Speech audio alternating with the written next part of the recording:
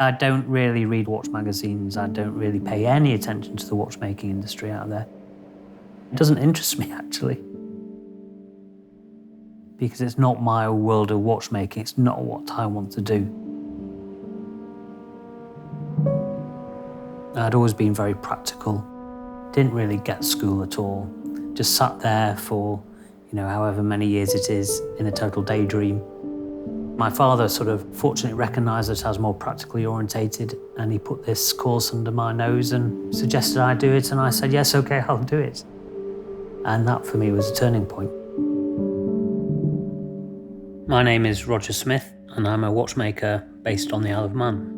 And I moved over to the island about 20 years ago to work with George Daniels, who was regarded as the world's greatest watchmaker. I'd finished college and I'd been working for a trade watch repairers in Manchester. I didn't have any idea who George Daniels was. And somebody said that he made one watch per year by hand. I didn't believe them because, in those days I was struggling to make large components for clocks. And I just didn't see how it's possible for anybody to be able to scale down to wristwatch size. And here was this man who was making one watch per year, from start to finish, without help from an industry. That's what fascinated me. So I wrote to George and asked if he would apprentice me. And he wrote a very nice letter back saying that he wouldn't, but nevertheless he'd be very keen to meet me and discuss my future aspirations.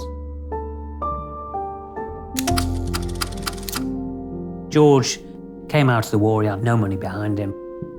He was rebuilding cars from the age of, I think when he got out of the war, Very early on he got into the, Bentleys, that was his big thing. He'd rebuild them and put them back into sort of showroom condition and even race them as well, and, that was his life. I've always been very interested in cars, but I don't have the in-depth knowledge that George has. I've got this old Mini which I have been gradually restoring and I really enjoy it. But George's interest did come out of necessity. I think that was a common, story from people of that generation. They had no money, they had to make do and mend, and so they all had to become proficient engineers and, to fix what they had. Sort of like the finest school anyone could have ever wished for. And very different from the world we live in today. He always worked on his own, that was a thing. George didn't like working with people because people slowed him down. The problem is, he said, I could sit down and teach you how to make a watch, but unless you're fully committed, you're wasting your time and my time. And the only way you'll really learn is by doing it yourself. Go away and make one. So I did that. Took a year and a half to make.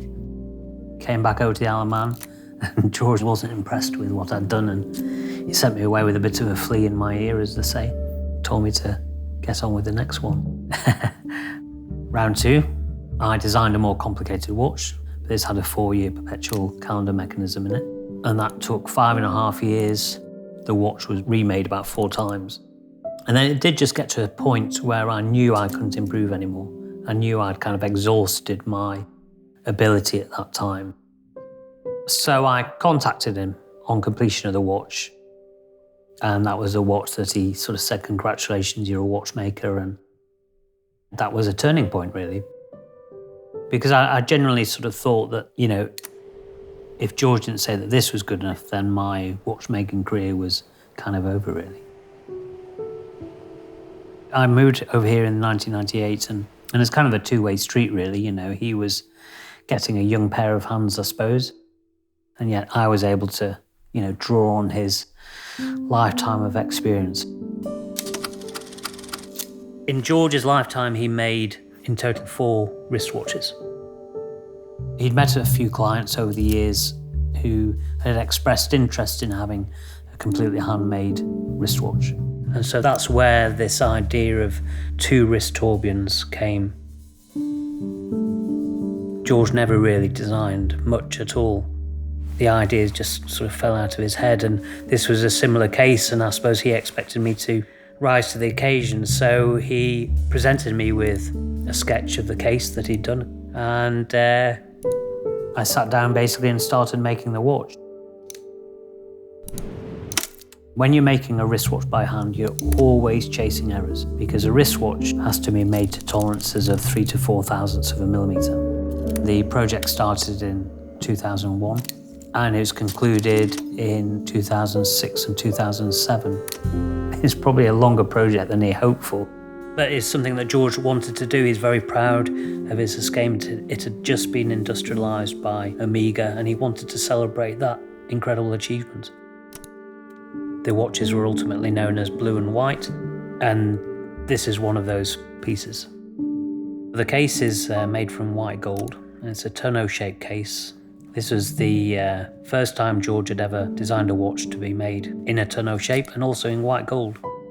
And at the 12 o'clock it has 1 minute tourbillon, which houses his coaxial escapement. So it's a real step out for him. It's signed Daniels, London. It's 18 karat gold. And even though the watch was made on the Isle of Mann, London was something that, George was very proud of, that those were his roots and he wanted to continue with that name. I think George saw watches differently to everyone else. He was one of these rare people who actually knew that he could change horology for the better. And he devoted his life to doing that.